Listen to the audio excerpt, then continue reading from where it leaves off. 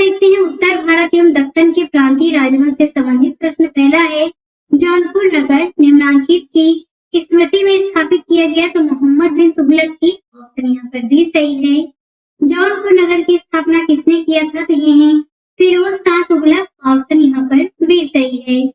सैकी सुल्तानों के शासनकाल में निम्न स्थानों में से किसे पूर्व का सिराज कहा जाता था तो ये है जौनपुर। ऑप्शन यहाँ पर सी सही है। निम्न स्थानों में से किसे भारत का सिराज कहा जाता था तो ये है जौनपुर। ऑप्शन सी सही होगा। जौनपुर राज्य का अंतिम शासक कौन था तो ये है हुसैन शाह। ऑप्शन यहाँ पर भी सही है। कथन कार्ड दिए गए हैं जिसमें कथन है, जौनपुर को सिराज हिंद के नाम से जानते हैं क्योंकि जौनपुर सैकी काल में शिक्षा का महान केंद्र के रूप में था। तो यहाँ पर ए और आर दोनों सत्य है और ए की सही व्याख्या भी करता है। ऑप्शन यहाँ पर बी सही होगा। कश्मीर का शासक जो कश्मीर का अकबर के नाम से जाना जाता है वह है जैन उल आबेदीन। आंसर यहाँ पर डी सही है। निम्न में से किस शासक ने सर्वप्रथम जजिया कर समाप्त किया था तो ये है जैन उल आबेदीन। ऑप्शन यहाँ पर ए सही है। निम्न में से कश्मीर के किस शासक ने जजिया और गो हत्या को समाप्त किया तो ये है जैन उल आबेदीन। ऑप्शन यहाँ पर डी सही है। जैन उल आबेदीन द्वारा पूरी की गई कश्मीर की जामा मस्जिद की प्रभावकारी विशेषता में शामिल है तो बुर्ज बौद्ध पगोडाओं में सबसे समानता और फारसी शैली तीनों ही शामिल है। आंसर यहाँ पर बी होगा। निम्न में से कौन सा विद्वान कुंभा के दरबार में नहीं था तो मुनि सुंदर सूरी थे, तिल्ला भट्ट थे, नाथा थे, मुनि जिन विजय सूरी नहीं थे। आंसर यहाँ पर डी होगा। एक तरफ शासक है एक तरफ राज्य है, बताना है कौन सा सुमेलित नहीं है। राणा हमीर का जो राज्य है ये है मेवाड़, राणा चुंडा का है मारवाड़, राजा मलिक राजा फारूकी का जो देश है ये है खान देश और मलिक सरवर ख्वाजा जहां। यहाँ पर जो ये मालवा के राजा दिए गए ये गलत है, बाकी सभी यहाँ पर सही हैं। निम्नलिखित युगों पर विचार करके बताना है कौन सा सही है। एक तरफ मध्यकालीन भारतीय राज्य है एक तरफ वर्तमान क्षेत्र है। तो ये जो चंपक था ये मध्य भारत में नहीं था, दुर्गर ये जम्मू में था तो यहाँ पर दूसरा वाला सही है। कुनूत ये मालाबार में नहीं था, केवल दूसरा सही है। इस प्रकार सही ऑप्शन यहाँ पर बी होगा। बाकी डिटेल्स से आप यहाँ पर देख सकते हैं। बहमनी राज्य की स्थापना किया था अलाउद्दीन हसन ने। ऑप्शन ए सही होगा। बहमनी राज्य का संस्थापक कौन था तो ये है अलाउद्दीन हसन। ऑप्शन यहाँ पर ए सही है। बहमनी राज्य की स्थापना किस वर्ष में हुई थी 1347 ईस्वी में। आंसर यहाँ पर सी सही है। बहमनी राज्य की प्रथम राजधानी निम्नलिखित में से कौन सी थी तो ये है गुलबर्गा। ऑप्शन यहाँ पर बी सही है। दक्षिण में बहमनी राज्य का संस्थापक निम्न में से कौन था तो ये है हसन गंगू। ऑप्शन यहाँ पर भी सही है। बहमनी राज्य स्थापित हुआ था 14वीं शताब्दी में। ऑप्शन बी सही है। सूची एक का सूची दो से मिलान करके बताना है कौन सा सही है तो यहाँ पे सही ऑप्शन डी होगा। ये हम नीचे इससे डिटेल से देख लेते हैं। बीजापुर के आदिल शाही राजवंश की स्थापना यूसुफ आदिल शाह ने की थी। कुतुब शाही राजवंश की स्थापना गोलकुंडा में कुली कुतुब शाह ने की थी। निजाम शाही वंश की स्थापना अहमदनगर में मलिक अहमद ने की थी। सरकी शाही राजवंश ने जौनपुर में शासन किया तथा इस वंश की स्थापना मलिक सरवर नामक हिजड़े ने की थी। निम्नलिखित मुस्लिम शासकों में से किस एक को उसकी धर्मनिरपेक्षता में आस्था के कारण उसकी मुस्लिम प्रजा सतत गुरु कहकर पुकारती थी तो ये है इब्राहिम आदिल शाह। ऑप्शन यहाँ पर सी सही है। निम्नलिखित में से कौन किताब ए नौरस नामक पुस्तक का लेखक था तो ये है इब्राहिम आदिल शाहदती। ऑप्शन यहाँ पर ए सही है।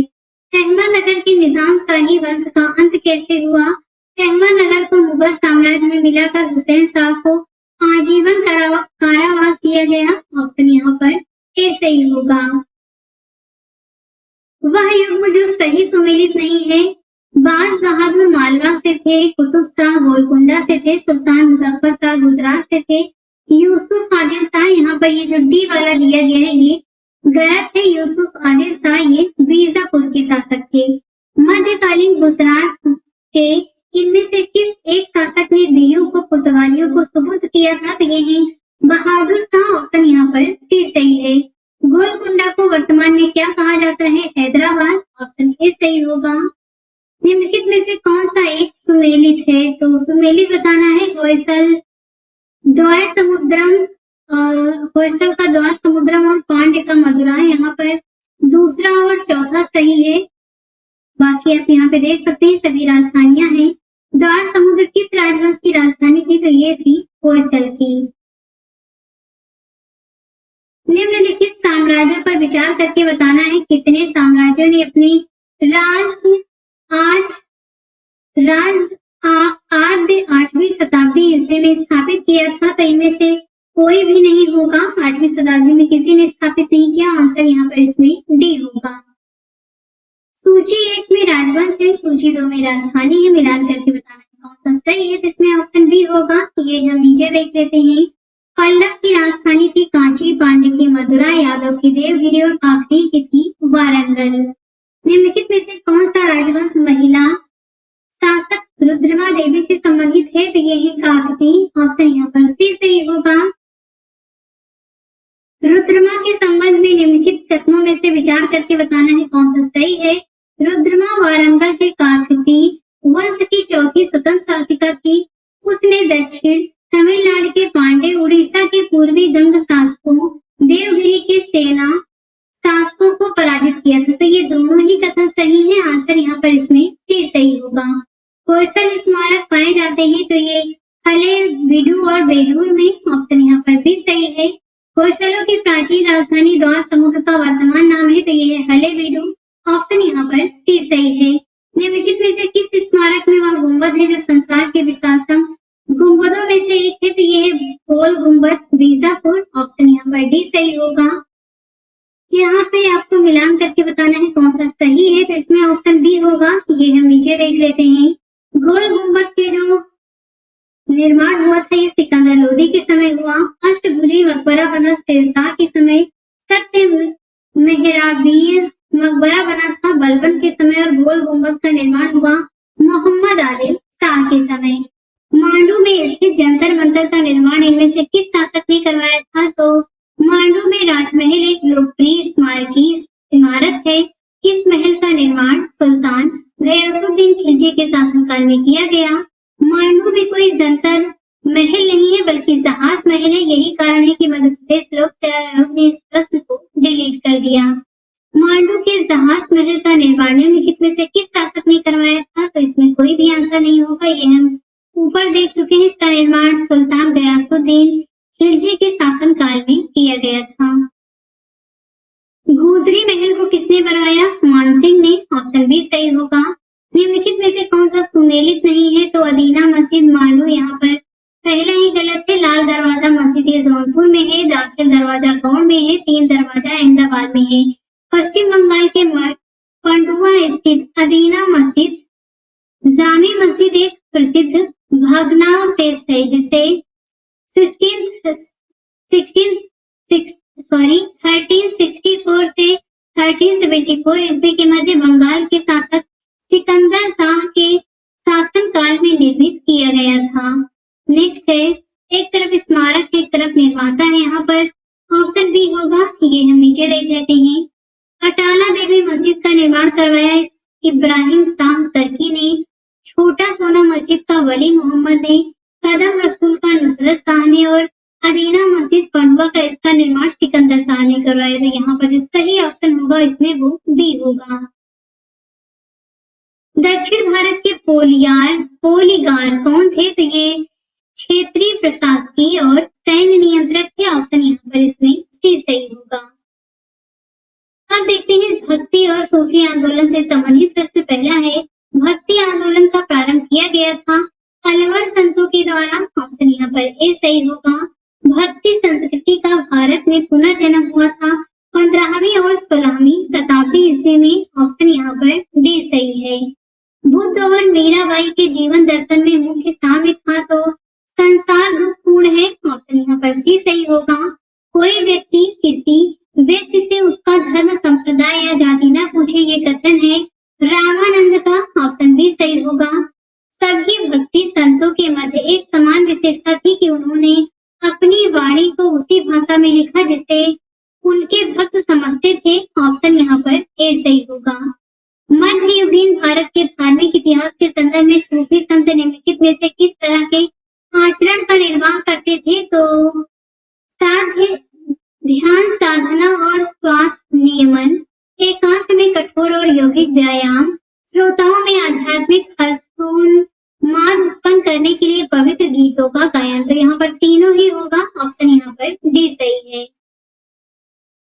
काम रूप में वैष्णव धर्म को लोकप्रिय बनवाया था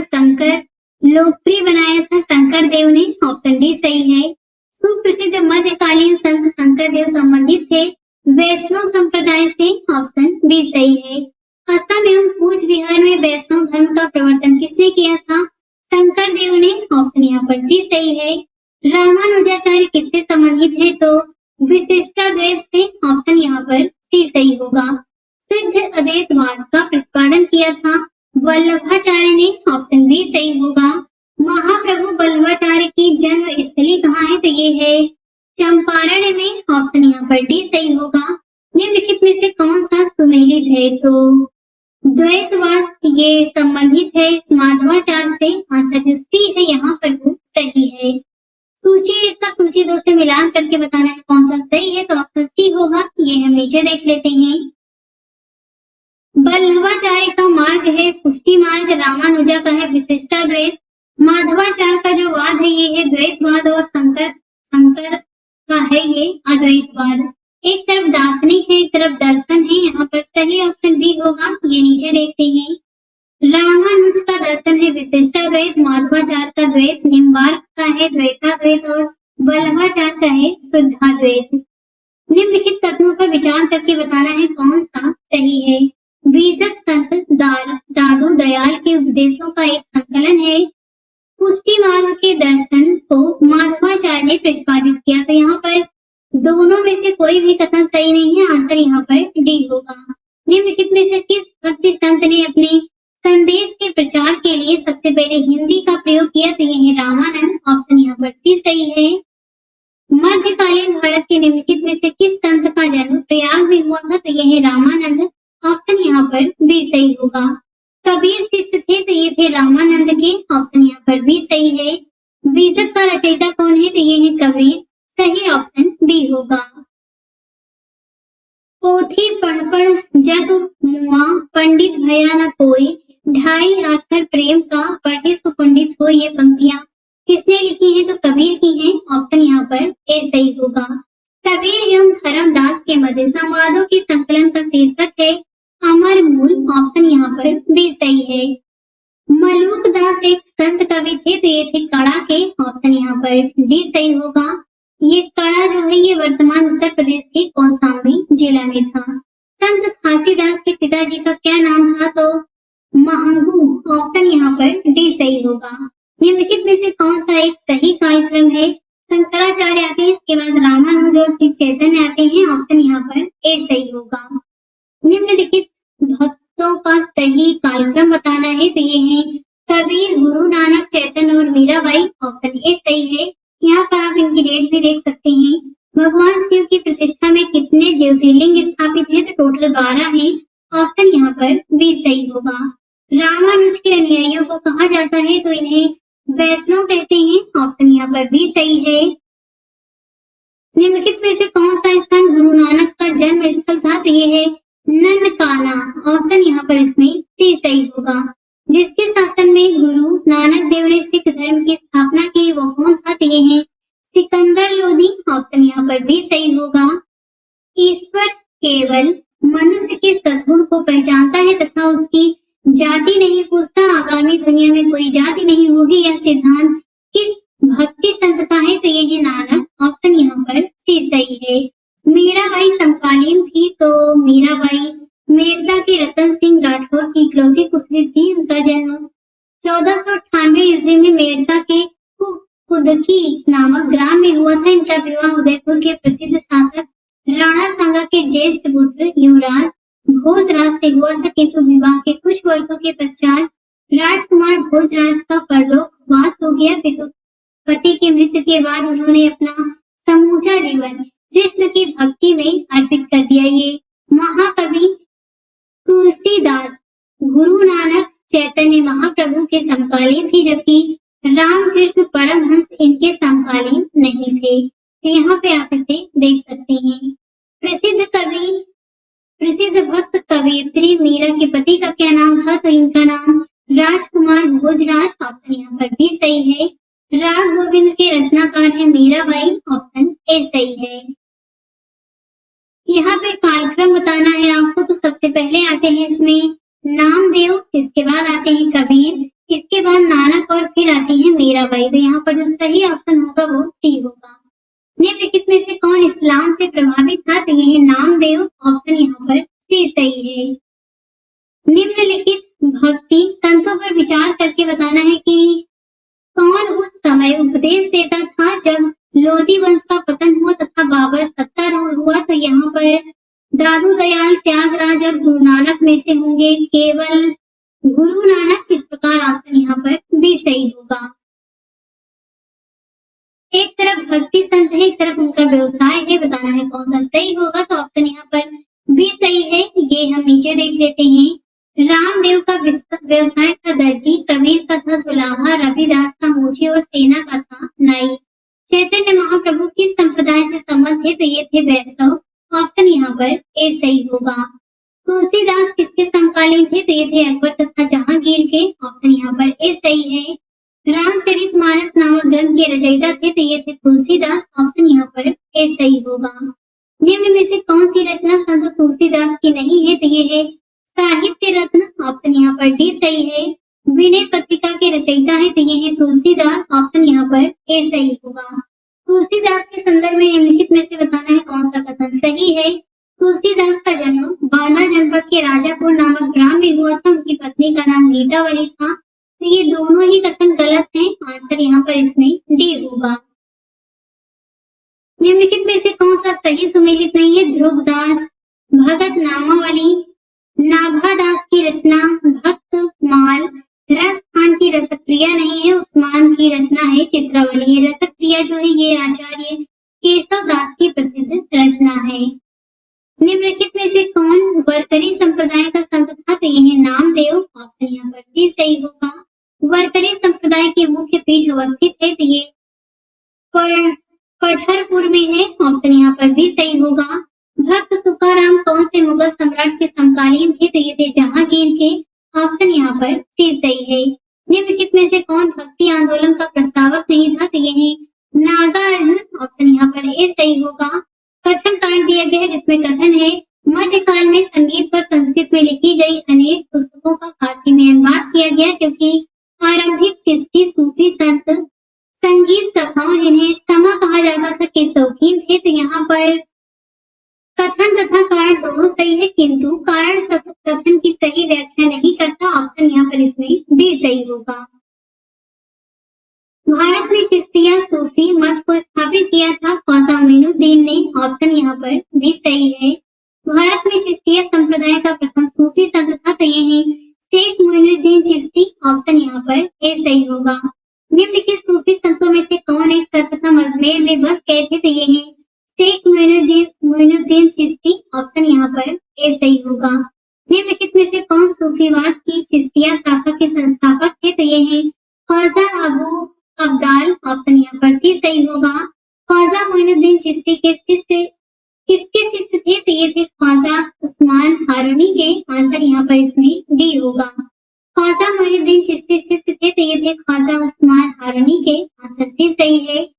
अजमेर में ख्वाजा मोइनुद्दीन चिश्ती की दरगाह पर भेंट यानी नजर भेजने वाले प्रथम मराठा सरदार कौन थे? तो ये थे राजा साहू शिवाजी के पौत्र थे ये। आंसर यहाँ पर इसमें बी सही है।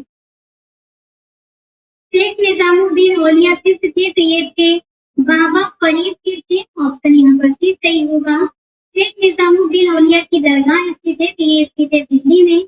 ऑप्शन यहाँ पर सी सही है। कथन कांड दिया गया है जिसमें कथन है भारत में सूफियों के चिश्ती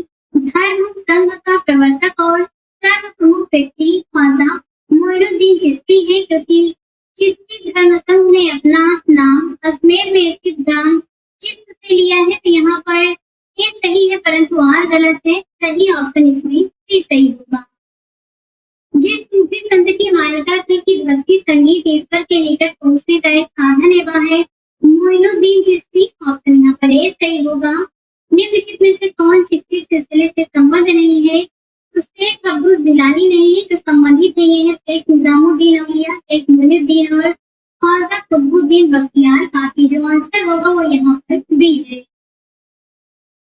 निम्नलिखित में से किसे भारत का सादी कहा गया है? तो ये है अमीर हसन। ऑप्शन यहाँ पर इसमें ए सही होगा।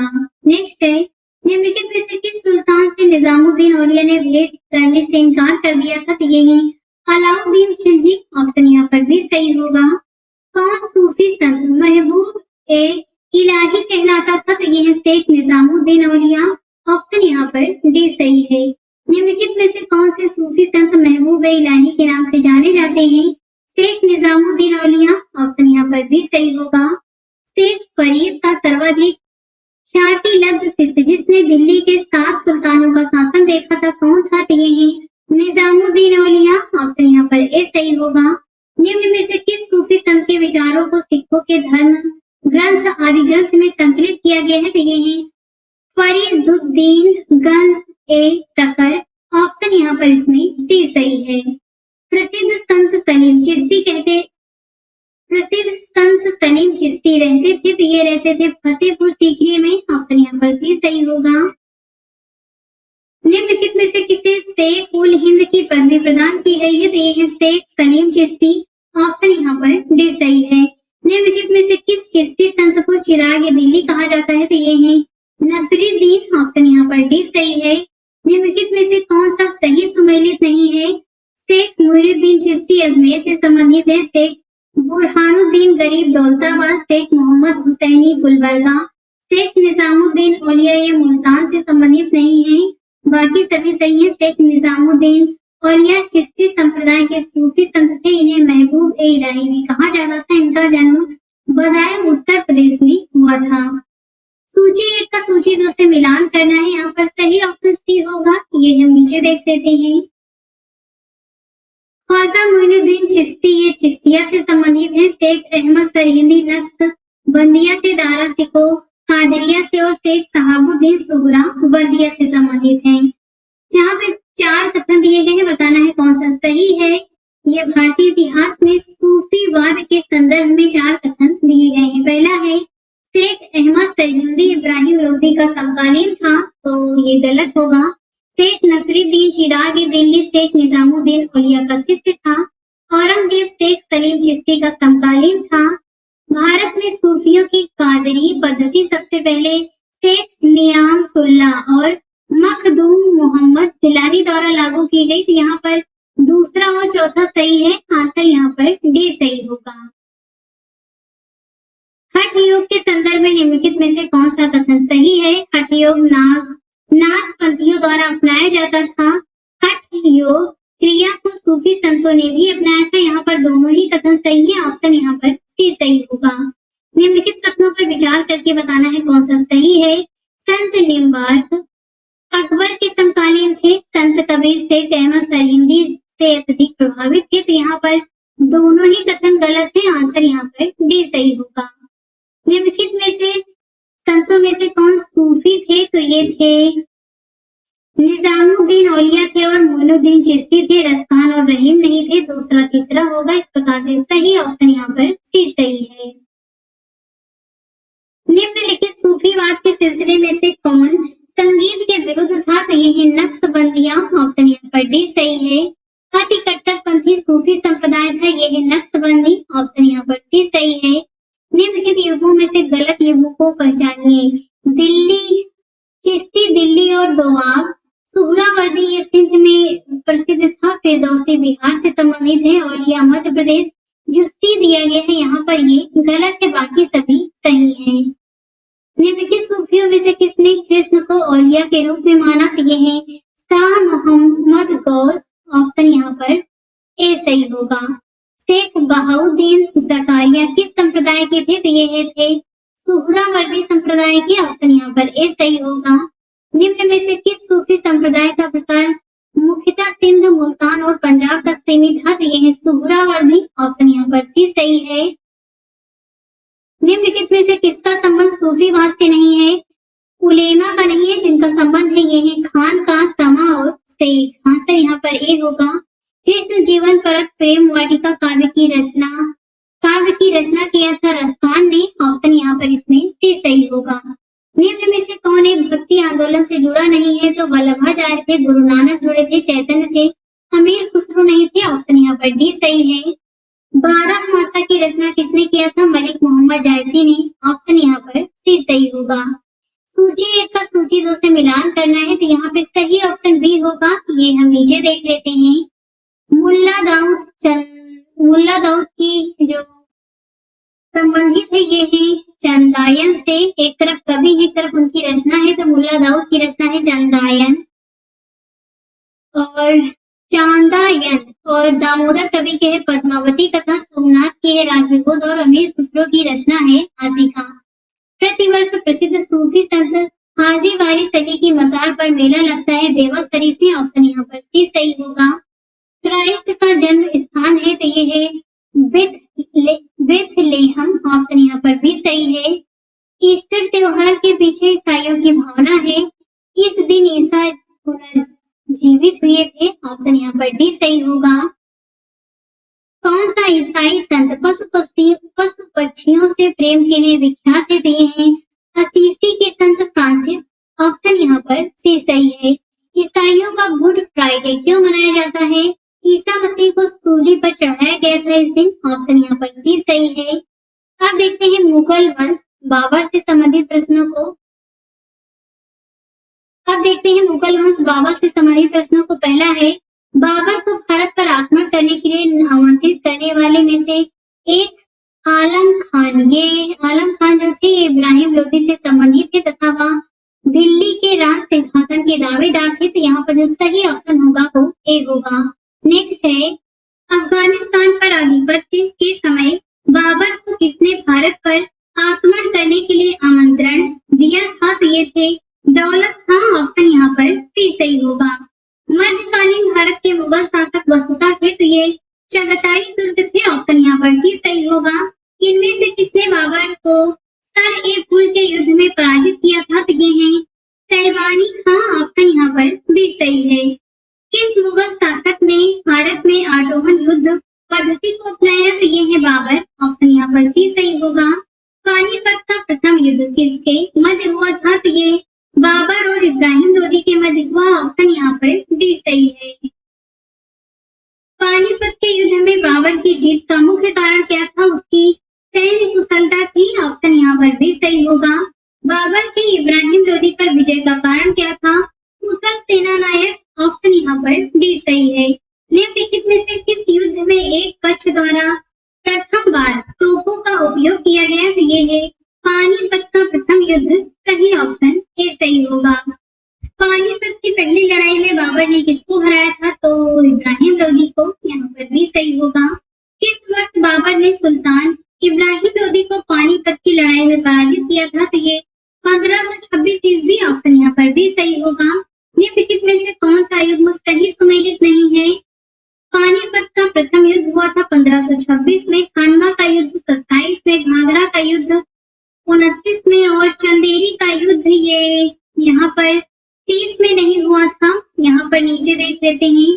चंदेरी का युद्ध 1528 ईस्वी में बाबर तथा मेदिनी राय के मध्य हुआ था। बाकी सभी यहाँ पर सही है। तो यहाँ पर जो गलत ऑप्शन इसमें होगा वो डी होगा। बाबर के भारत के आने के फलस्वरूप यहाँ पर सही आपको बताना है कौन सा इसमें सही होगा। उपमहाद्वीप में बारूद के उपयोग की शुरुआत हुई थी। किस क्षेत्र की स्थापत्य कला में मेहराब और गुंबद बनाने की शुरुआत हुई? किस क्षेत्र में तिमुरिद या फिर तैमूरी राजवंश स्थापित हुआ? तो यहाँ पर पहला भी गलत है, दूसरा भी गलत है। ये जो तीसरा वाला दिया गया है केवल यही सही है इसमें। इस प्रकार से यहाँ पर जो सही ऑप्शन इसमें होगा वो बी होगा, केवल 3 सही है। निम्नलिखित कथनों पर विचार करके बताना है यहाँ पर कौन सा सही होगा। भारत में बाबर के आगमन के कारण उपमहाद्वीप में बारूद का आगमन हुआ। क्षेत्र की वास्तुकला में मेहराब और गुंबद का परिचय हुआ। प्रदेश में तैमूरिड राजवंश की स्थापना हुई। युद्ध में तोपों की शुरुआत हुई थी। तो यहाँ पर तीसरा और चौथा सही है, बाकी यहाँ पर गलत है। तो इस प्रकार से सही ऑप्शन इसमें डी सही होगा। ये सेम प्रश्न ऊपर हमने देखा था, ये सेम प्रश्न नीचे है जो भी 2023 बीपीएससी में पूछा गया है। निम्नलिखित में से इन युद्धों में से एक में बाबर ने जिहाद की घोषणा की थी। तो ये है खानवा का युद्ध, ऑप्शन यहाँ पर भी सही है। राणा सांगा ने निम्नलिखित युद्धों में से किसमें बाबर के विरुद्ध लड़ाई की थी। तो ये है खानवा का युद्ध, सही ऑप्शन बी सही होगा। मेवाड़ के जिस राजा को 1527 ईस्वी में खानवा के युद्ध में बाबर ने हराया था वह था राणा सांगा, ऑप्शन यहाँ पर डी सही होगा। खानवा के युद्ध में कौन पराजित हुआ था। तो ये है राणा सांगा, ऑप्शन यहाँ पर सी सही है। भारत के मुगल शासक बनने पर जहीरुद्दीन मोहम्मद ने बाबर नाम रखा था, ऑप्शन यहाँ पर ए सही होगा। बाबर ने सर्वप्रथम पातशाह की पदवी धारण की थी काबुल में, सही ऑप्शन यहाँ पर भी होगा। बाबर के साम्राज्य में सम्मिलित थे। तो इसमें काबुल का क्षेत्र था, पंजाब का क्षेत्र था, आधुनिक उत्तर प्रदेश का क्षेत्र था, आधुनिक राजस्थान का क्षेत्र नहीं था। तो यहाँ पर केवल 3 सही है, 1, 2, 3 ऑप्शन यहाँ पर सी सही होगा। वह मुगल सम्राट जिसके जीवन से धैर्य व संकल्प से सफलता की शिक्षा मिलती है, ये है जहीरुद्दीन मोहम्मद बाबर, ऑप्शन यहाँ पर ए सही है। बाबर ने अपने बाबरनामा में किस हिंदू राजा का उल्लेख किया है। तो ये है मेवाड़ के, ऑप्शन यहाँ पर सी सही होगा। कथन कारण है जिसमें कथन है बाबर ने बाबरनामा तुर्की में लिखा क्योंकि तुर्की मुगल दरबार की राजभाषा थी। तो यहाँ पर ए सही है परंतु आर गलत है, कथन सही है कारण गलत है। इस प्रकार सही ऑप्शन यहाँ पर सी सही होगा।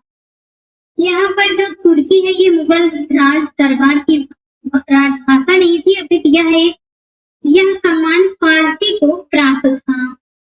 तुजु के बाबरी किस भाषा में लिखा गया। तुर्की, सही ऑप्शन सी होगा। अयोध्या स्थित बाबरी मस्जिद का निर्माण किसने करवाया था। मीर बाकी ने, ऑप्शन यहाँ पर डी सही होगा। अब देखते हैं हुमायूं और शेरशाह से संबंधित प्रश्न। पहला है निम्न में से उसे चिन्हित करें जो हुमायूं के भाइयों में से किसी का नाम नहीं था। उनके भाई थे कामरान, अस्करी, हिंदाल, उस्मान नहीं थे, आंसर यहाँ पर बी सही होगा। हुमायूं द्वारा लड़े गए 4 प्रमुख युद्धों का तिथि के अनुसार यहाँ पे आपको बताना है, युद्ध स्थलों के अनुसार कहाँ कहाँ पे हुआ है। तो ये होगा देवरा, चौसा, कन्नौज, सरहिंद, आंसर डी होगा। ये नीचे देख लेते हैं।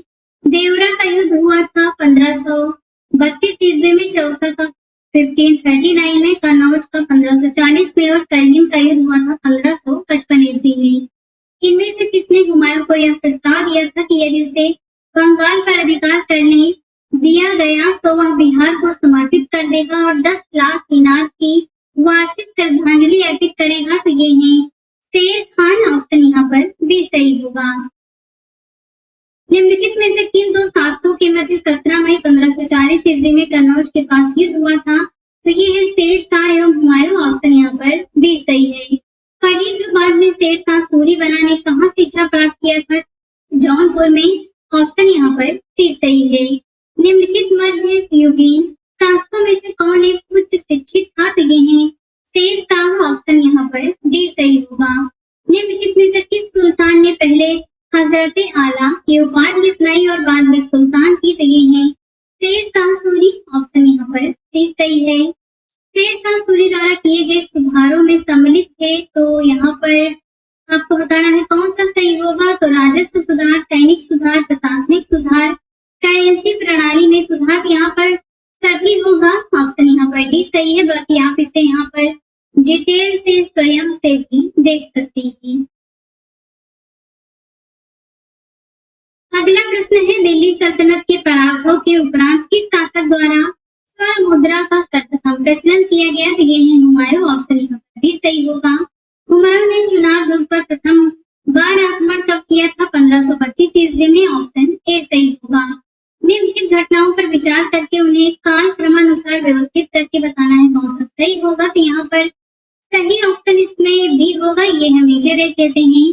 दौरा का युद्ध हुआ था 1532 में, चौसा का युद्ध 1539 में, कन्नौज का युद्ध 1540 में और सामोगढ़ का युद्ध हुआ था 1658 ईस्वी में। निम्नलिखित में से किसने अपने बादशाह पति के लिए मकबरे का निर्माण करवाया था? तो ये थी हाजी बेगम, सही ऑप्शन बी सही होगा।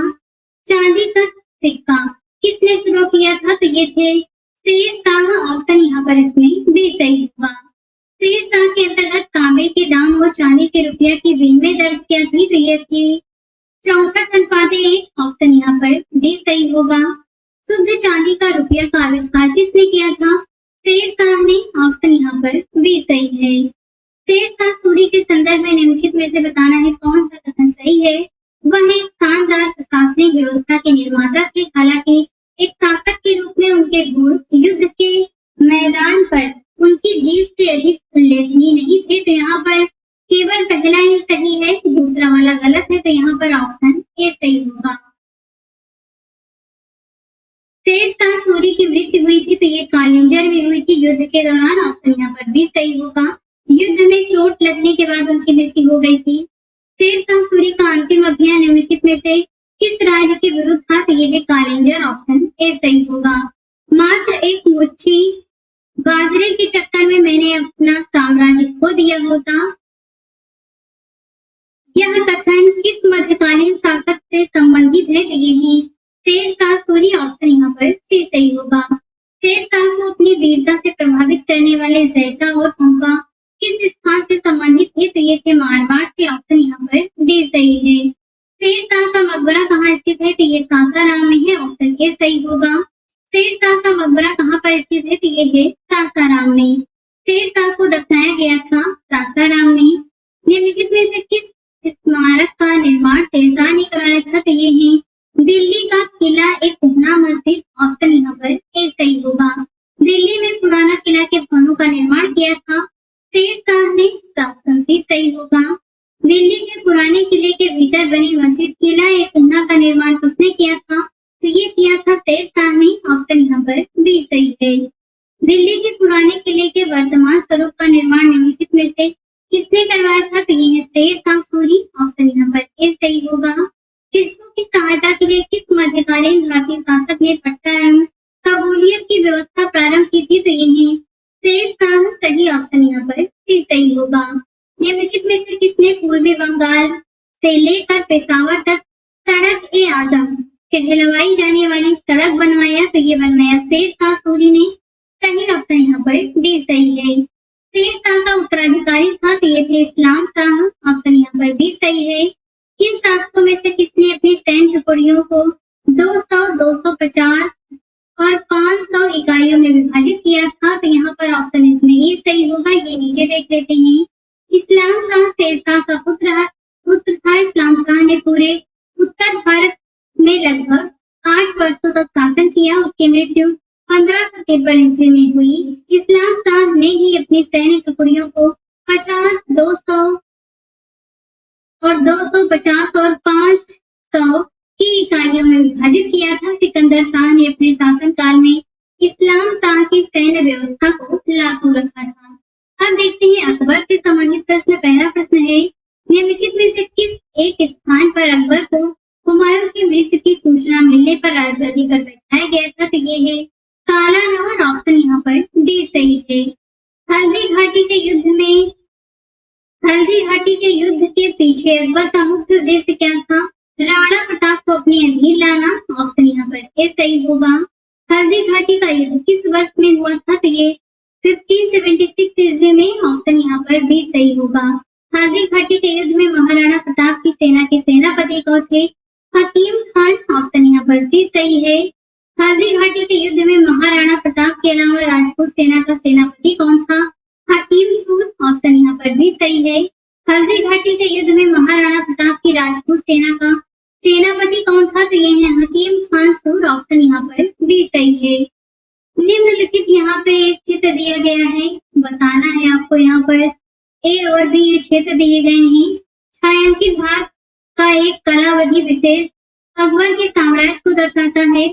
कि यहाँ पर स्वतंत्र देश के पंचायत भी एक नगर स्थिति दिखाता है, बताना है कि अकबर के समय में ये ए और बी क्या थे। तो यहाँ पर जो ए था ये गोंडवाना क्षेत्र था और जो बी था यहाँ पर लाहौर था। तो यहाँ पर जो सही ऑप्शन होगा वो डी होगा। 1605 ईस्वी में ये अकबर के समय का मैप है जो आप देख सकते हैं। नेक्स्ट है, अकबर ने सर्वप्रथम वैवाहिक संबंध राजपूतों के जिस स्त्री से स्थापित की ये था कछवा। ऑप्शन यहाँ पर बी सही है। निम्नलिखित में से किस परिवार ने सर्वप्रथम अकबर के साथ वैवाहिक संबंध स्थापित किया था? कछवाहों ने। ऑप्शन यहाँ पर सी सही होगा। किस चिश्ती संत के दरगाह पर अकबर दर्शन हेतु अधिक जाता था? तो ये है मोइनुद्दीन चिश्ती। ऑप्शन यहाँ पर ए सही है। निम्नलिखित में से किसे अकबर ने स्वयं मारा था? तो ये है अधम खां। ऑप्शन यहाँ पर ए सही है।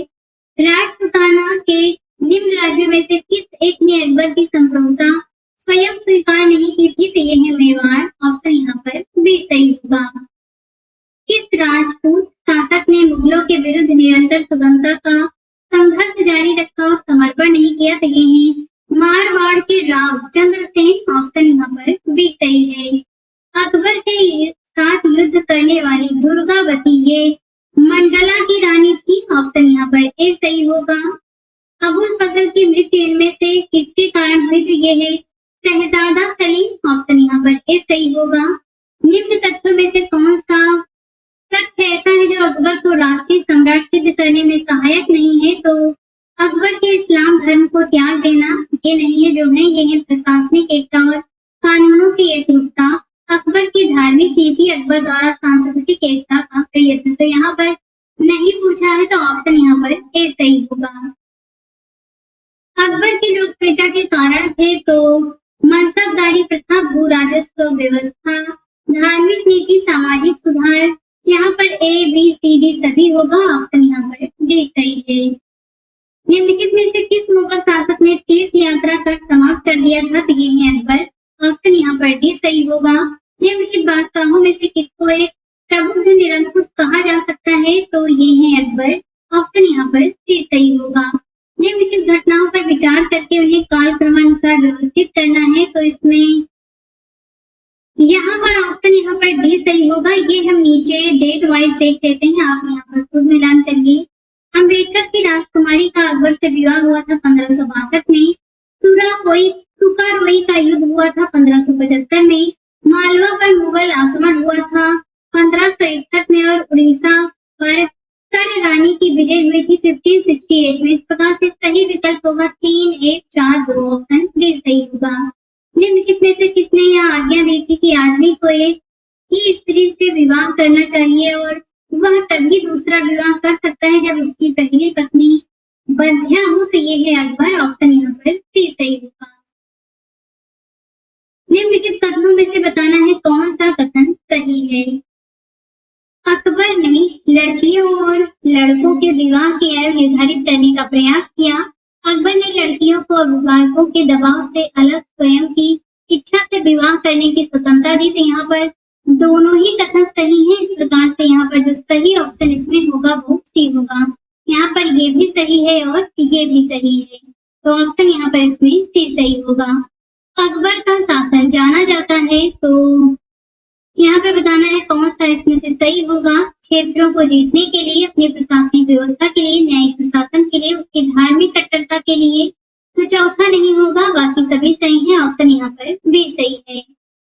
अकबर के शासनकाल में पुनर्गठित केंद्रीय प्रशासन तंत्र के अंतर्गत सैनिक विभाग का प्रमुख था, तो यह मीर बख्शी। ऑप्शन यहाँ पर भी सही होगा। अकबरकालीन सैन्य व्यवस्था आधारित थी, तो ये थी मनसबदारी व्यवस्था पर। ऑप्शन यहाँ पर ए सही होगा। मध्यकालीन भारत में मनसबदारी व्यवस्था क्यों लागू की गई थी?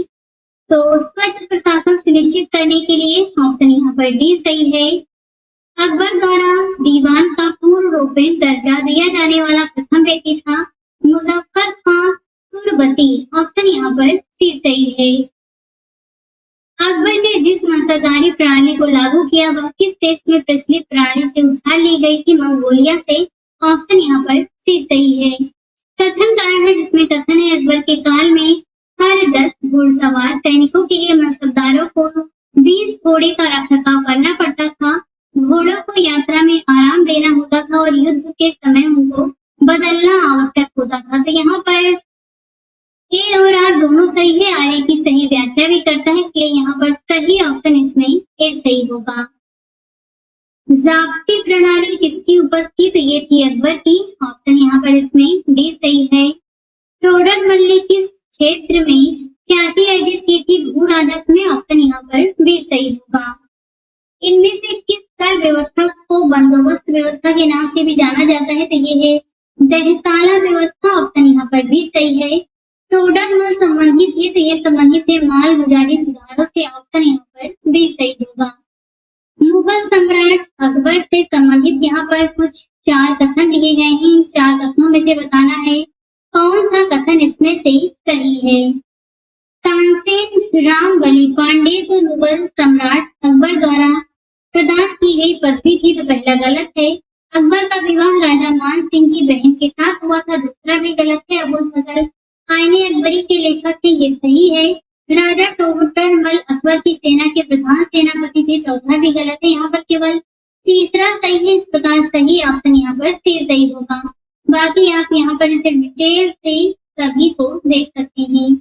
भू राजस्व प्रशासन के क्षेत्र में शेर शाह एवं अकबर के मध्य निम्नलिखित में से कौन निरंतर की कड़ी था? तो ये है टोडरमल। ऑप्शन यहाँ पर भी सही होगा।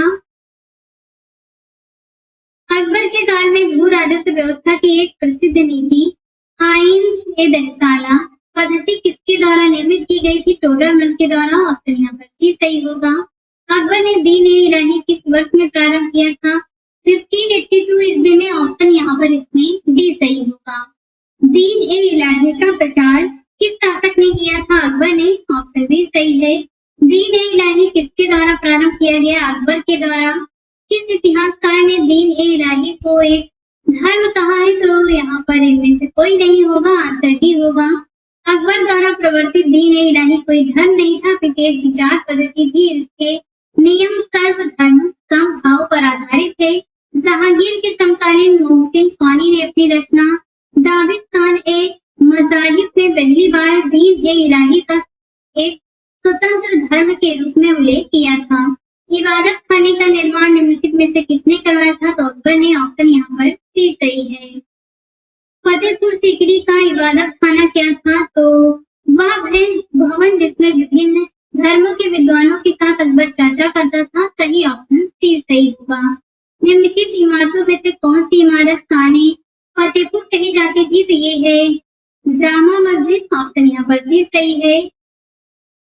कौन सा स्मारक फतेहपुर सीकरी में नहीं है? तो यहाँ पर स्वर्ण महल है, जोधाबाई का महल है, पंच महल है, अकबरी महल नहीं है। आंसर यहाँ पर डी सही होगा। दिल्ली में कौन सा ऐतिहासिक स्मारक भारतीय तथा फारसी वास्तुकला शैली का उदाहरण है? तो ये है हुमायूं का मकबरा। सही ऑप्शन यहाँ पर सी है। सुलह कुल का सिद्धांत किसके द्वारा प्रतिपादित किया गया था? अकबर के द्वारा। ऑप्शन यहाँ पर भी सही होगा। अकबर द्वारा अपनाई गई सुलह कुल सार्वभौम शांति तथा भाईचारा की अवधारणा निम्नलिखित में से किस पर आधारित थी? तो ये राजनीतिक उदारता, धार्मिक सहनशीलता, उदारवादी सांस्कृतिक दृष्टिकोण, उपयुक्त सभी। आंसर यहाँ पर डी सही है। किस मुगल बादशाह के विरुद्ध जौनपुर से फतवा जारी हुआ था? तो ये है अकबर। ऑप्शन यहाँ पर बी सही होगा। कथन कारण दिया गया है, जिसमें कथन है अकबर ने 1602 ईस्वी में फतेहपुर सीकरी में बुलंद दरवाजा बनाया था, क्योंकि यह निर्माण अकबर ने अपने पुत्र जहांगीर के जन्म की खुशी में बनवाया था। तो यहाँ पर ए सही है, परंतु आर गलत है। सही ऑप्शन इसमें सी सही होगा।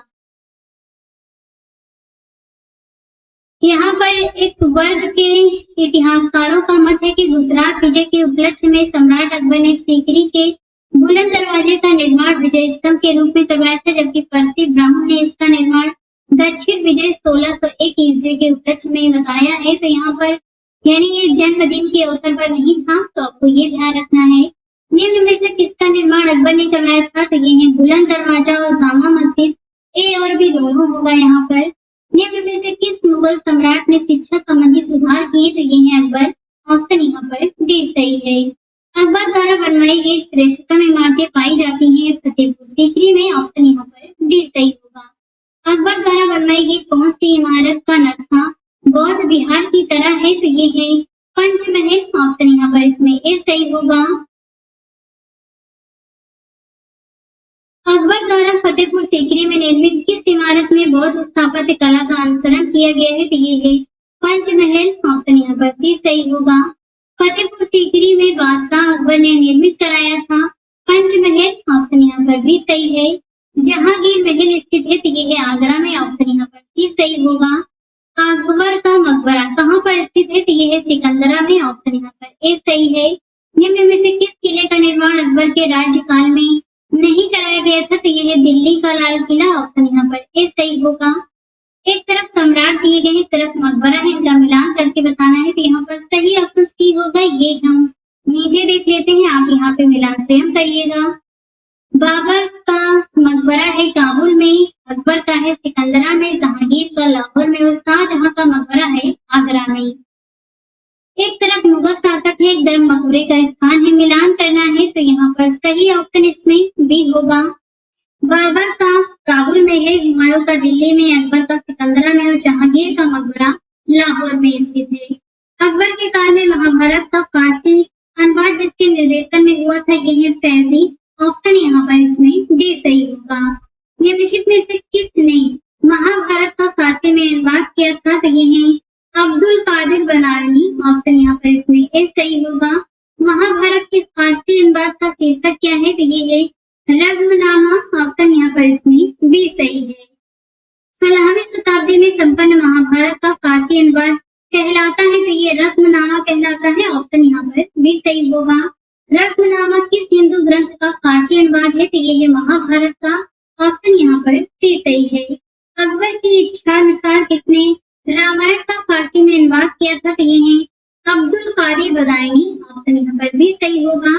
निम्नलिखित में से किसने रामायण का फारसी भाषा में अनुवाद किया था? तो ये है अब्दुल कादिर बदायूनी। सम्राट अकबर द्वारा निम्नलिखित में से किसको जरी कलम की उपाधि प्रदान की गई थी? तो ये है मोहम्मद हुसैन। ऑप्शन यहाँ पर ए सही होगा। जैन साधु जो अकबर के दरबार में कुछ वर्ष रहा, जिसे जगत गुरु की उपाधि से सम्मानित किया गया, वो था हरि विजय सूरी। ऑप्शन यहाँ पर बी सही है। वह प्रसिद्ध जैन आचार्य कौन थे जिनको अकबर ने बहुत सम्मानित किया था? तो ये है हरि विजय सूरी। ऑप्शन यहाँ पर बी सही होगा। मुगल सम्राट अकबर के समय का प्रसिद्ध चित्रकार था? तो ये है दसवंत। ऑप्शन यहाँ पर भी सही है। इंग्लैंड की रानी एलिजाबेथ प्रथम का समकालीन भारतीय राजा कौन थे? तो ये थे अकबर महान। ऑप्शन यहाँ पर ए सही होगा। भारत में किसके शासनकाल में इंग्लिश ईस्ट इंडिया कंपनी का गठन हुआ था? तो ये अकबर के समय। ऑप्शन बी सही है। जिस मध्यकालीन भारतीय लेखक ने अमेरिका की खोज का उल्लेख किया ये है अबुल फजल। ऑप्शन यहाँ पर डी सही है। अकबर के दरबार में आने वाला पहला अंग्रेज व्यक्ति था रॉल्फ फिंच। ऑप्शन यहाँ पर ए सही होगा। अकबर के शासनकाल की निम्नलिखित घटनाओं का कालक्रमानुसार व्यवस्थित करके बताना है कौन सा सही होगा। तो जजिया की समाप्ति, इबादत खाने का निर्माण, महसर पर हस्ताक्षर, दीन इलाही की स्थापना, 1, 2, 3, 4 होगा। ऑप्शन यहाँ पर ए सही है। यहाँ पे आप इनका डेट वाइज भी इसे देख सकते हैं। गोवा चर्च प्राधिकारियों ने 1595 ईस्वी में जिन पादरियों को अकबर के पास ईसाई धर्म से संबंधित उसकी जिज्ञासाओं को पूरा करने के लिए भेजा, उसके संबंध में क्या सही है? यह गोवा चर्च प्राधिकारियों द्वारा अकबर के दरबार में भेजा गया तीसरा मिशन था। यह मिशन अकबर से लाहौर में मिला। इस मिशन में एंटोनियो मास्करेड शामिल थे। तो यहाँ पर तीनों ही सही है। ऑप्शन यहाँ पर इसमें डी सही होगा। अकबर ने बंगाल तथा बिहार को मुगल साम्राज्य में मिलाया था 1576 ईस्वी में। ऑप्शन यहाँ पर सी सही होगा। अब देखते हैं जहांगीर से संबंधित प्रश्न। पहला है, दो अस्पा एवं सिंह अस्पा प्रथा किसने शुरू किया था? जहांगीर ने। ऑप्शन यहाँ पर भी सही है। मुगलों एवं मेवाड़ के राणा के मध्य चित्तौड़ की संधि किस शासक के शासनकाल में हस्ताक्षरित हुई थी? तो ये है जहांगीर। ऑप्शन यहाँ पर भी सही है। ईस्ट इंडिया कंपनी ने जहांगीर के दरबार में पहले निम्न में से किसे भेजा था? तो हॉकिंस को। ऑप्शन यहाँ पर सी सही होगा। बाकी आप यहाँ डिटेल से देख सकते हैं। निम्नलिखित में से कौन जहांगीर के दरबार में ब्रिटिश शासक जेम्स प्रथम का राजदूत था? तो यहाँ पर देख सकते हैं विलियम हॉकिंस 1608 से 1611 ईस्वी में जहांगीर के दरबार में ईस्ट इंडिया कंपनी द्वारा भेजा जाने वाला प्रथम अंग्रेज राजदूत तथा ईस्ट इंडिया कंपनी के प्रतिनिधि के रूप में मुगल दरबार में उपस्थित होने वाला पहला अंग्रेज था। यह शाही दरबार में 3 वर्ष तक रहा। सम्राट जहांगीर ने उसे 400 का मनसब प्रदान किया। उसने हॉकिंस को इंग्लिश खां की उपाधि देकर अर्मीनिया की एक स्त्री से उसका विवाह कर दिया। सर थॉमस रो ब्रिटिश सम्राट जेम्स प्रथम द्वारा भेजा गया प्रथम राजदूत था जो जहांगीर के दरबार में आया था। तो यहाँ पर आप इसे देख सकते हैं। निम्नलिखित अंग्रेजों में से किसे जहांगीर ने खान की उपाधि से सम्मानित किया था? तो ये है हॉकिंस। ऑप्शन यहाँ पर ए सही होगा। मुगल सम्राट जहांगीर ने निम्नलिखित में से किसे इंग्लिश खां की उपाधि दिया था? विलियम हॉकिंस को। ऑप्शन सी सही है। ब्रिटिश राजदूत के रूप में सर थॉमस रो भारत आया था शासनकाल जहांगीर के। ऑप्शन यहाँ पर सी सही है। किस मुगल शासक ने के समय सर थॉमस रो भारत आया था? तो जहांगीर। इंग्लैंड के जेम्स प्रथम के राजदूत सर थॉमस रो किस वर्ष भारत आए थे? 1615 ईस्वी में। ऑप्शन यहाँ पर भी सही है। भारत में इंग्लैंड का कौन सा दूत जहांगीर के पीछे अजमेर से मांडू आया? तो ये है थॉमस रो। ऑप्शन यहाँ पर भी सही है। जहांगीर ने थॉमस रो को कहाँ मिलने का अवसर दिया था? तो ये है अजमेर। ऑप्शन यहाँ पर भी सही होगा। निम्नलिखित विदेशी यात्रियों को उनके भारत आने के काल क्रमानुसार व्यवस्थित करना है। तो यहाँ पर जो सही ऑप्शन इसमें होगा वो ए होगा। नीचे हम इसे डेट वाइज देख लेते हैं। William Hawkins east India company का राजदूत था जो अगस्त 1608 ईस्वी में सूरत तथा अप्रैल 1609 ईस्वी में मुगल शासक जहांगीर के दरबार में आगरा पहुंचा था। राल्फ फिच भारत आने वाला पहला इंग्लिश यात्री था। वहां 1583 ईस्वी में गोवा पहुंचा था। सर थॉमस रो एक ब्रिटिश राजदूत था जो सितंबर 1615 ईस्वी में सूरत पहुंचा था। निकोलस डाउंटन 1614 से 15 ईस्वी में भारत आए थे। एक डच पर्यटक जिसने जहांगीर के शासनकाल का मूल्यवान विवरण दिया वो है फ्रांसिस्को पिलसर्ट। ऑप्शन यहाँ पर ए सही होगा। निम्न विदेशी यात्रियों में से किसने जहांगीर के शासनकाल में भारत की यात्रा किया था? फ्रांसिस्को पिलसर्ट। ऑप्शन यहाँ पर भी सही होगा। किस मुगल शासक का मकबरा भारत में नहीं है? तो यहाँ पर जहांगीर और बाबर दोनों होगा। नीचे देख लेते हैं। मुगल शासक बाबर एवं जहांगीर के मकबरे क्रमशः काबुल एवं शाहदरा लाहौर में स्थित है। ये क्रमशः अफगानिस्तान एवं पाकिस्तान में स्थित है। सम्राट जहांगीर को कहाँ दफनाया गया? तो लाहौर में। ऑप्शन सी सही है। निम्नलिखित में से किसका मकबरा भारत के बाहर स्थित है? तो ये है जहांगीर। ऑप्शन यहाँ पर डी सही है। मुगल चित्रकला किसके राजकाल में अपनी पराकाष्ठा पर पहुंची थी? तो ये है जहांगीर। ऑप्शन सी सही होगा। मुगल चित्रकला किसके नेतृत्व में अपने शीर्ष बिंदु पर थी? तो ये है जहांगीर। ऑप्शन यहाँ पर ए सही है। निम्नलिखित चित्रकारों में से किसे जहांगीर ने नादिर उल जमा की पदवी दी थी? तो ये है अबुल हसन। ऑप्शन यहाँ पर ए सही है। जहांगीर काली निम्नलिखित में से किस एक चित्रकार को नादिर उल असर की उपाधि प्रदान की गई? तो ये है मंसूर। ऑप्शन यहाँ पर डी सही है। जहांगीर के दरबार में पक्षियों का सबसे बड़ा चित्रकार था। तो ये है मंसूर। ऑप्शन यहाँ पर डी सही है। निम्नलिखित मुगल बादशाहों में से किसने अपनी आत्मकथा फारसी में लिखी है? तो ये है जहांगीर। ऑप्शन यहाँ पर सी सही होगा। अबुल फजल के हत्यारे को पुरस्कृत किया था जहांगीर ने। ऑप्शन यहाँ पर भी सही है। निम्नलिखित में से किसने जहांगीर के विरुद्ध विद्रोह किया था? तो ये है यहाँ पर खुर्रम होंगे, महाबत खां और खुसरो, ये 3 लोग होंगे। आसफ खां नहीं होंगे। आंसर यहाँ पर डी सही है। खुसरो किस मुगल बादशाह का पुत्र था? तो ये था जहांगीर का। ऑप्शन यहाँ पर भी सही होगा। निम्न में से कौन नूरजहां के गुट का सदस्य नहीं था? तो ये है जहांगीर। इनके सदस्य थे गियास बेग, खुर्रम और आसफ खां। जहांगीर जहांगीर शामिल नहीं थे, ऑप्शन यहाँ पर इसमें ए सही है। निम्नलिखित में से कौन नूरजहां जुंटा का सदस्य नहीं था, तो ये है महावत खान। इसमें इत्मादुद्दौला, असफ खान और खुर्रम थे। महावत खान नहीं था, ऑप्शन सी सही होगा। इत्मादुद्दौला का मकबरा आगरा में किसने बनवाया था, तो नूरजहां ने। ऑप्शन यहाँ पर सी सही होगा। परचिनकारी या फिर पिट्राजिउरा निम्न में से किससे संबंधित है? दीवारों में अर्धकीमती पत्थर जड़कर फूलों की नक्काशी करने से। ऑप्शन यहाँ पर ये सही है। सूची 1 का सूची 2 से मिलान करना है। एक तरफ निर्माता है, एक तरफ स्मारक है, तो यहाँ पर इसमें ऑप्शन ए सही होगा। ये सीधे सीधा है। बाबर ने जामा मस्जिद का निर्माण किया था संभल में। हुमायूं ने तीन पनाह, अकबर ने जहांगीरी महल और जहांगीर ने अकबर के मकबरे को पूर्ण करवाया था। तो यहाँ पर ए का 1, बी का बी, सी का 3, जी का 4 होगा। बाकी यहाँ पर आप इसे डिटेल में देख सकते हैं। गोविंद महल जो हिंदू वास्तुकला का अप्रतिम उदाहरण है, ये स्थित है दतिया में। ऑप्शन यहाँ पर ए सही होगा। निम्नलिखित में से कौन सा युग्म सुमेलित नहीं है? अकबर का मकबरा सिकंदरा में, जहांगीर का मकबरा शाहजहां में, शेख सलीम चिश्ती का मकबरा फतेहपुर सीकरी में और शेख निजामुद्दीन औलिया का मकबरा ये अजमेर में नहीं, शेख निजामुद्दीन औलिया का मकबरा अजमेर में नहीं बल्कि दिल्ली में स्थित है। तो यहाँ पर डी गलत होगा। अब देखते हैं शाहजहां से संबंधित प्रश्न। यहाँ पे आपको ये चित्र देखना है, ये मैप।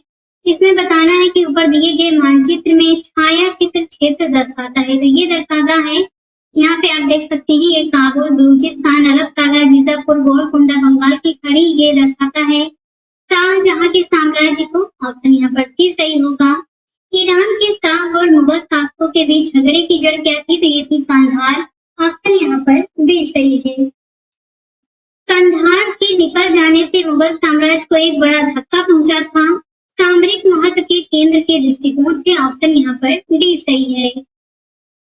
बनारस से इलाहाबाद की तीर्थ यात्रा करके समाप्ति के लिए किसने मुगल बादशाह के सामने बनारस के पंडितों का नेतृत्व किया था, तो ये है कवींद्राचार्य। ऑप्शन यहाँ पर सी सही होगा।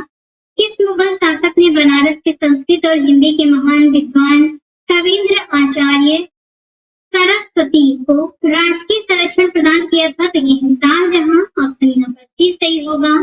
शाहजहां के बल्ख अभियान का उद्देश्य था काबुल की सीमा से सटे बल्ख और बलख्शान में एक मित्र शासक को लाना। ऑप्शन यहाँ पर ए सही होगा। निम्न में से कौन शाहजहां के शासनकाल का राजकवि था, तो ये थे कलीम। ऑप्शन यहाँ पर ए सही है। मुमताज महल का असली नाम था, तो ये है अर्जुमंद बानो बेगम। ऑप्शन यहाँ पर ए सही है। हिंदू तथा ईरानी वास्तुकला का सर्वप्रथम समन्वय हमें देखने को मिलता है ताजमहल में। ऑप्शन यहाँ पर ए सही होगा। निम्नलिखित में से किस मुगल बादशाह ने दिल्ली की जामा मस्जिद का निर्माण करवाया था, तो ये है शाहजहां। ऑप्शन यहाँ पर सी सही होगा। दिल्ली की प्रसिद्ध जामा मस्जिद का निर्माण किसने करवाया था, शाहजहां ने। ऑप्शन यहाँ पर बी सही है। निम्नलिखित में से किसने साम्राज्य की राजधानी आगरा से दिल्ली स्थानांतरित किया, शाहजहां ने। ऑप्शन यहाँ पर सी सही होगा। एक तरफ स्मारक है, एक तरफ निर्माता है, मिलान करके बताना है कौन सा सही है। तो यहाँ पर सही ऑप्शन इसमें सी होगा। ये 1 का 1, 2 का 2 है, तो ये फिर भी हम इसे नीचे देख लेते हैं। अलाई दरवाजा दिल्ली में है, इसका निर्माण अलाउद्दीन खिलजी ने करवाया। बुलंद दरवाजे फतेहपुर सीकरी में है, इसका निर्माण अकबर ने करवाया। मोती मस्जिद आगरा की, इसका निर्माण शाहजहां ने। और मोती मस्जिद दिल्ली की, इसका निर्माण औरंगजेब ने करवाया था। दिल्ली के लाल किले का निर्माण करवाया था शाहजहां ने। ऑप्शन यहाँ पर डी सही है। लाल किले के निर्माण का श्रेय का अधिकारी कौन है, तो ये है शाहजहां। ऑप्शन यहाँ पर डी सही है। उपनिषदों का फारसी में अनुवाद किस मुगल सम्राट के शासनकाल में हुआ था, शाहजहां के समय हुआ। ऑप्शन यहाँ पर ए सही होगा। इनमें से किसे शाहजहां ने शाह बुलंद इकबाल की पदवी दी थी, तो ये है दारा सिकोह। ऑप्शन यहाँ पर ए सही होगा। दारा सिकोह ने किस शीर्षक के अंतर्गत उपनिषदों का फारसी में अनुवाद किया, तो ये है सिर्र-ए-अकबर। ऑप्शन यहाँ पर डी सही होगा। सिर्र-ए-अकबर के लेखक थे, तो ये थे दारा सिकोह। ऑप्शन यहाँ पर बी सही है। अधोलिखित में से कौन एक दारा सिकोह की रचना है, तो ये है मज़्ज़म-उल-बहैन। ऑप्शन यहाँ पर डी सही होगा। इसे पढ़ सकते हैं मस्म उल बहरीन। तो ये आप देख सकते हैं इसे। दारा सिकों को किस स्थान पर दफनाया गया? तो दिल्ली में। ऑप्शन यहाँ पर ए सही होगा। हिंदू धर्म ग्रंथों का अध्ययन करने वाला प्रथम मुस्लिम था, तो ये है दारा सिको। ऑप्शन यहाँ पर बी सही है। निम्नलिखित में से किस इतिहासकार ने शाहजहां के शासनकाल को मुगल काल का स्वर्ण युग कहा है? तो ये है ए एल श्रीवास्तव। ऑप्शन यहाँ पर सी सही होगा। सुप्रसिद्ध कोहिनूर हीरा शाहजहां को किसने उपहार में दिया था? मीर जुमला ने। ऑप्शन यहाँ पर सी सही है। किस मुगल बादशाह ने बलबन द्वारा प्रारंभ किया गया दरबारी रिवाज सिलसिला समाप्त कर दिया? तो ये है शाहजहां। ऑप्शन यहाँ पर सी सही होगा। निम्नलिखित में से कौन शाहजहां के शासनकाल में अधिकांश समय तक दक्कन का गवर्नर रहा था? तो ये है औरंगजेब। ऑप्शन यहाँ पर डी सही होगा। अब देखते हैं औरंगजेब से संबंधित प्रश्न। पहला है कथन कारण, जिसमें कथन है मुगल गद्दी पर औरंगजेब शाहजहां का उत्तराधिकारी हुआ क्योंकि ज्येष्ठ पुत्र के उत्तराधिकार के नियम का पालन किया गया। तो यहाँ पर ए सत्य है परंतु आर गलत है। ऑप्शन यहाँ पर इसमें सी सही होगा। निम्नलिखित में से किस मुगल बादशाह को 2 बार राज्याभिषेक हुआ था? तो ये औरंगजेब का हुआ था। ऑप्शन यहाँ पर डी सही होगा। धर्मत का युद्ध निम्न में से किनके मध्य लड़ा गया? औरंगजेब तथा दारा सिकों। ऑप्शन यहाँ पर सी सही है। निम्नलिखित युद्धों का काल क्रमानुसार व्यवस्थित करके बताना है। तो यहाँ पर ऑप्शन ए सही होगा। ये हम नीचे डेट वाइज देख लेते हैं। 1572 ईस्वी में सरनाल गुजरात का युद्ध अकबर के गुजरात अभियान के दौरान हुआ था, जिसमें अकबर के नेतृत्व में मुगल सेना ने इब्राहिम मिर्जा को पराजित किया। 1540 ईस्वी में बेलग्राम के युद्ध में शेरशाह सूरी ने हुमायूं को हराया था। 1658 ईस्वी में धर्मत के युद्ध में औरंगजेब की सेना ने दारा सिकों की सेना को पराजित किया।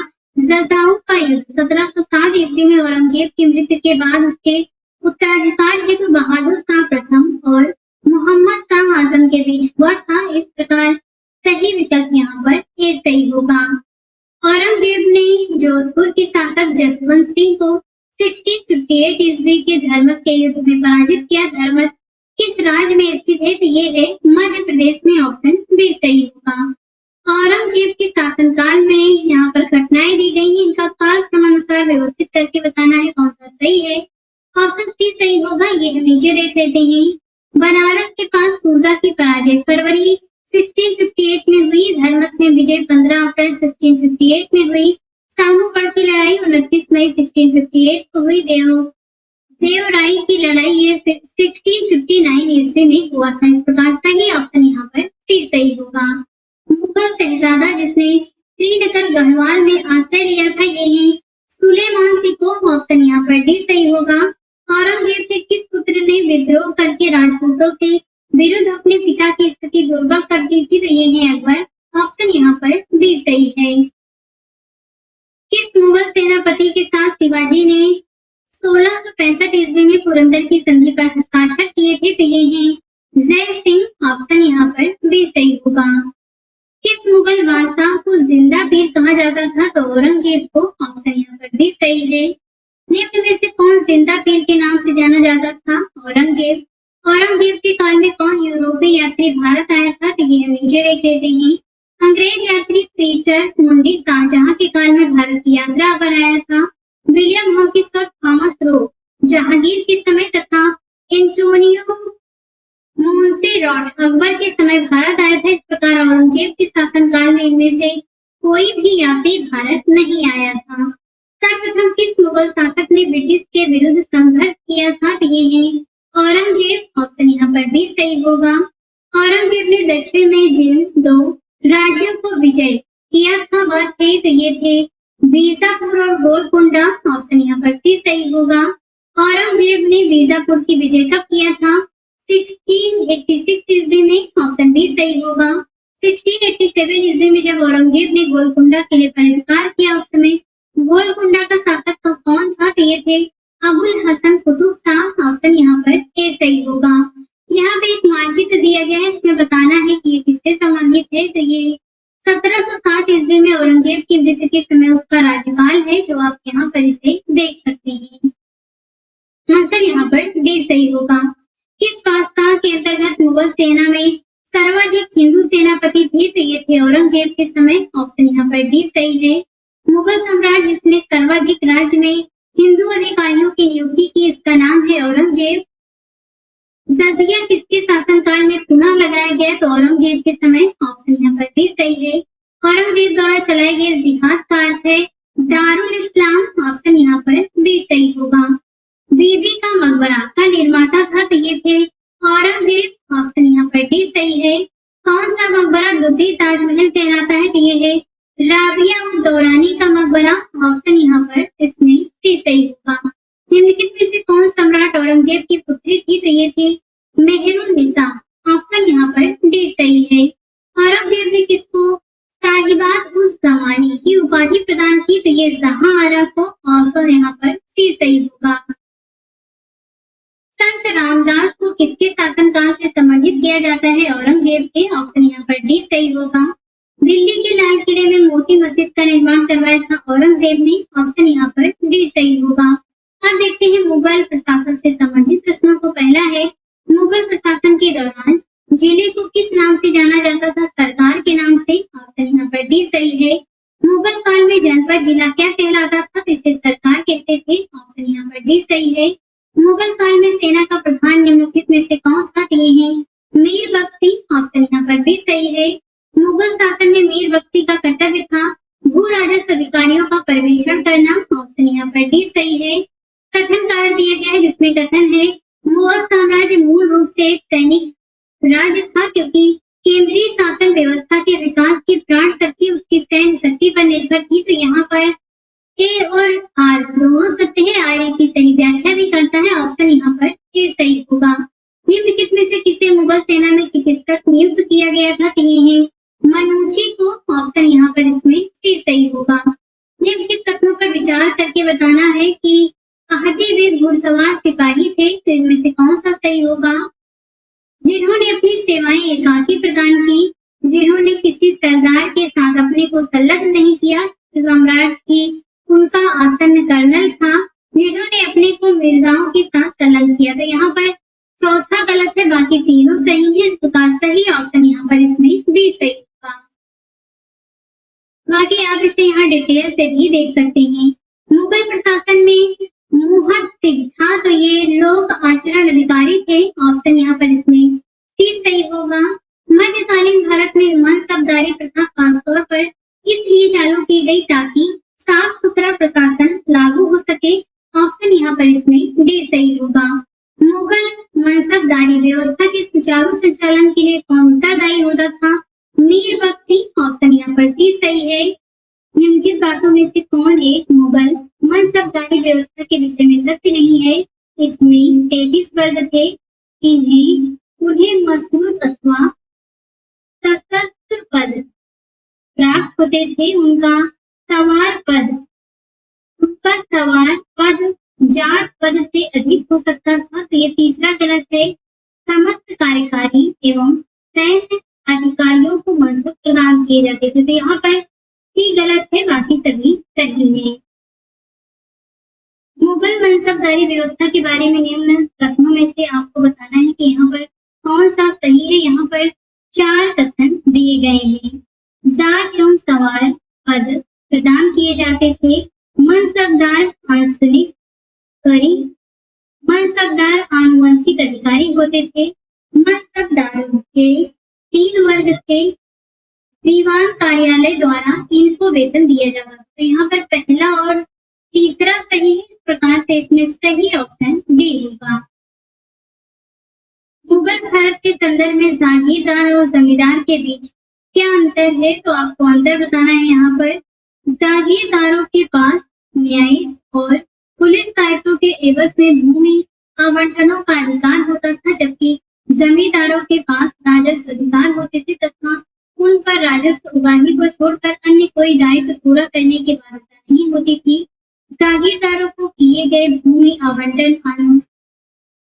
आवंटन वंशानुगत होते थे और जमींदारों के राजस्व अधिकार वंशानुगत नहीं होते थे। तो ये दोनों ही कथन गलत है। आंसर यहाँ पर डी सही होगा।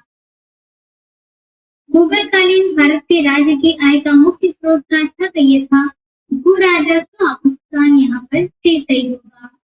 मुगल प्रशासनिक शब्दावली में माल प्रतिनिधित्व करता है भू राजस्व का, ऑप्शन ए सही होगा। मुगल सम्राट जिसने तंबाकू के प्रयोग पर निषेध लगाया तो ये है जहांगीर, ऑप्शन यहाँ पर सी सही है।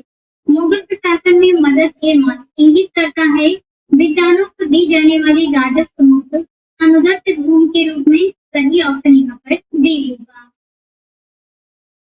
मध्यकालीन भारत के ऐतिहासिक स्रोतों में चकला शब्द का प्रयोग हुआ है। यहाँ सूबा और परगना के बीच की क्षेत्रीय इकाई था, लेकिन सरकार के सामर्थ्य नहीं था, ऑप्शन यहाँ पर सी सही होगा। मनसबदारी व्यवस्था के संदर्भ में बताना है कौन सा सही है। मनसबदारी व्यवस्था राज्य के कुलीन वर्ग से संबंधित थी, जिसे अकबर ने प्रारंभ किया था। मनसबदारी का पद पैतृक था, तो यहाँ पर दूसरा गलत है, केवल पहला सही है, ऑप्शन यहाँ पर ए सही होगा। कथन कारण है, जिसमें कथन है मुगल काल में मनसबदारी प्रथा विद्यमान थी, क्योंकि मनसबदारों का चयन योग्यता के आधार पर होता था। यहाँ पर दोनों ही कथन कारण सही है, परंतु कारण कथन को सही स्पष्ट नहीं करता, ऑप्शन यहाँ पर बी सही होगा। यहाँ पे दो कथन दिए गए हैं, बताना इनमें से कौन सा सही है। सभी मनसबदार सेना के पदाधिकारी नहीं होते थे। मुगल शासन के अधीन उच्च पदाधिकारी भी मनसबदार होते थे और उनका वर्गीकरण होता था। तो यहाँ पर दोनों ही कथन सही है, ऑप्शन यहाँ पर बी सही होगा।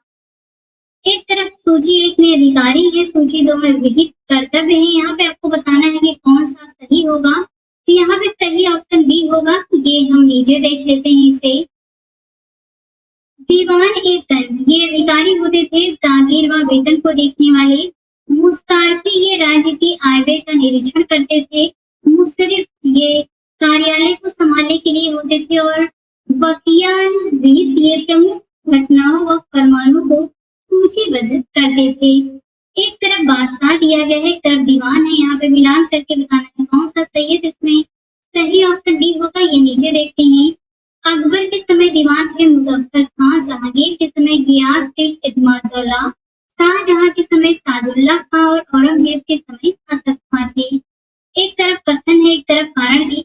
यहाँ पे कथन कारण दिया गया है, जिसमें हम देखते हैं अकबर ने शेरशाह की तरह राज्य के सिक्कों के प्रचलन को नियमित करने का प्रयास किया, क्योंकि शेरशाह की मुद्रा पद्धति के समान अकबर के समय का ताम्र का प्रमुख सिक्का दाम था। तो यहाँ पर कथन और कारण दोनों सही है, परंतु कारण कथन की सही व्याख्या नहीं करता। यहाँ पे सही ऑप्शन इसमें बी सही होगा।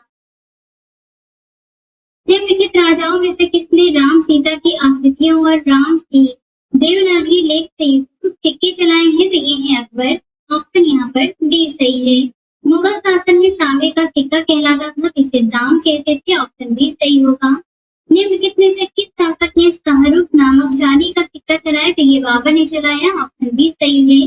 निम्नलिखित में से किस बंदरगाह को मुगल काल के दौरान बाबुल मक्का का दौर कहा जाता था, तो ये है सूरत, ऑप्शन यहाँ पर बी सही है। मुगल काल के दौरान पिछले शासन काल के दौरान ढाले गए सिक्कों को कहा जाता था खजाना, ऑप्शन ए सही होगा। मध्यकाल में बटाई शब्द का अर्थ था, तो ये लगान निर्धारण का तरीका था, ऑप्शन बी सही होगा। अकबर के शासन काल में दक्कन में निम्न पद्धतियों में से कौन सा भू राजस्व वसूली का प्रचलित आधार था, तो ये है हल की संख्या, ऑप्शन बी सही होगा। निम्नलिखित में से किस मुगल कालीन नहर का निर्माण फिरोज शाह की रजब वाह को पुनर्जीवित करके किया गया, तो ये है सहाब नहर, ऑप्शन यहाँ पर बी सही होगा। अब देखते हैं मुगल संगीत एवं चित्रकला से संबंधित प्रश्न। पहला है मुगल चित्रकला के विषय में कौन सा कथन सत्य है। युद्ध दृश्य, दरबारी चित्रण, पशु पक्षी और प्राकृतिक दृश्य, यहाँ पर सभी होगा, ऑप्शन बी सही है। चित्रकला की मुगल शैली का प्रारंभ किया गया था, हुमायूं ने किया था, ऑप्शन बी सही है। इस मुगल शासक ने चित्रकारी के लिए कारखाने बनवाए, तो ये है हुमायूं, ऑप्शन ए सही होगा। चित्रकला की मुगल कलम हाथी लघु चित्रकला की रीढ़ है। निम्नलिखित में से किस कलम पर मुगल चित्रकला का प्रभाव नहीं पड़ा, तो ये होगा काली घाट, जिस पर पड़ा है ये है पहाड़ी, कांगड़ा और राजस्थानी, आंसर यहाँ पे डी होगा। दास्तान ए अमीर हमजा का चित्रांकन किसके द्वारा किया गया? तो अब्दुल समद और मीर सैयद अली। ए और सी यहाँ पर दोनों होगा। यहाँ पर आप इसे डिटेल से देख सकती हैं। दसवंत और बसावन, प्रसिद्ध चित्रकार मुगल सम्राट के राज दरबारी थे, तो ये थे अकबर के समय। ऑप्शन ए सही है यहाँ पर। यूरोपीय चित्रकारी का प्रवेश किसके दरबार में हुआ था? अकबर के। ऑप्शन बी सही है। निम्नलिखित में से कौन जहांगीरी चित्रकार थे? तो यहाँ पर होंगे अबुल हसन और आका रेजा। यहाँ पर दूसरा तीसरा होगा, पहला और चौथा नहीं होगा, इसलिए ऑप्शन यहाँ पर बी सही है। बाकी आप यहाँ पर देख सकते हैं। निम्न में से कौन जहांगीर के समय चित्रकार नहीं था? तो मंसूर थे, मनोहर थे, अबुल हसन थे, ख्वाजा अब्दुल समद नहीं थे। ऑप्शन यहाँ पर सी सही होगा। ये ख्वाजा अब्दुल समद ये हुमायूं तथा अकबर के समय के चित्रकार थे। मुगल चित्रकला ने किसके शासनकाल में उन्नति की थी? जहांगीर के। ऑप्शन यहाँ पर सी सही है। जहांगीर ने मुख्यतः निम्नलिखित में से किस कला को संरक्षण दिया था? तो ये चित्रकला। ऑप्शन यहाँ पर ए सही होगा। इनमें से किस मुगल सम्राट ने चित्र पांडुलिपियों से ध्यान हटाकर चित्राधार एल्बम और वैयक्तिक रूप चित्रों पर अधिक जोर दिया? तो ये है जहांगीर। ऑप्शन यहाँ पर सी सही है। पहाड़ी school, Rajput school, Mughal school और कांगड़ा स्कूल में से किस कला के विभिन्न शैलियों को दर्शित करते हैं? तो ये चित्रकला। ऑप्शन यहाँ पर भी सही होगा। किशनगढ़ शैली किस कला के लिए प्रसिद्ध है? तो ये चित्रकला के लिए। ऑप्शन भी सही है। निम्नलिखित में से कौन सा एक संगीत वाद्य बजाने में औरंगजेब की दक्षता थी? तो ये है वीणा। ऑप्शन यहाँ पर सी सही होगा। प्रातः काल में गाया जाने वाला राग है, तो ये तोड़ी है। ऑप्शन यहाँ पर ए सही होगा। तानसेन, बैजू बावरा और गोपाल नायक जैसे संगीतज्ञों ने स्वामी हरदास से प्रशिक्षण प्राप्त किया। स्वामी हरदास के अनुयायियों ने कितने संगीत अर्चना केंद्र स्थापित किए हैं? 5। ऑप्शन यहाँ पर ए सही होगा। मियां तानसेन के संदर्भ में निम्नलिखित में से कौन सा कथन सही नहीं है? सम्राट अकबर द्वारा इन्हें दी गई उपाधि तानसेन थी, तो पहला ही गलत है। तानसेन ने हिंदू देवी देवताओं से संबंधित ध्रुपदों की रचना की। तानसेन ने अपने संरक्षकों से संबंधित गानों की रचना की। तानसेन ने अनेक रागों की मौलिक रचना की। यहाँ पर पहला गलत है, बाकी सभी सही हैं। अकबर के शासनकाल में ध्रुपद गायकों में सम्मिलित थे, तो इसमें थे तानसेन और हरिदास। ऑप्शन यहाँ पर ए सही होगा। प्रसिद्ध तानसेन का मकबरा स्थित है, तो ये स्थित है ग्वालियर में। यहाँ पर भी सही है। नेक्स्ट है तानसेन का मूल नाम था, तो इनका मूल नाम था रामतनु पांडे। ऑप्शन यहाँ पर भी सही होगा। निम्नलिखित राजाओं में से किसने अकबर के पूर्व तानसेन को संरक्षण दिया? तो ये है भाटा का राजा रामचंद्र सिंह। ऑप्शन यहाँ पर ए सही है। निम्नलिखित में से कौन हिंदुस्तानी संगीत के क्षेत्र में महान विभूति नहीं था? तो राजा मानसिंह तोमर थे। तानसेन से अदरंग के माल गुलजारी नहीं थे। ऑप्शन यहाँ पर डी होगा। निम्नलिखित में से किस मुगल शासक ने लाला कलामन से हिंदू संगीत की शिक्षा ली? तो ये है अकबर। ऑप्शन यहाँ पर सी सही है। संगीत की टप्पा शैली निम्नलिखित में से किस मुगल सम्राट के दरबार में परिष्कृत एवं विकसित हुई? तो ये है मोहम्मद शाह। ऑप्शन यहाँ पर सी सही होगा। अब देखते हैं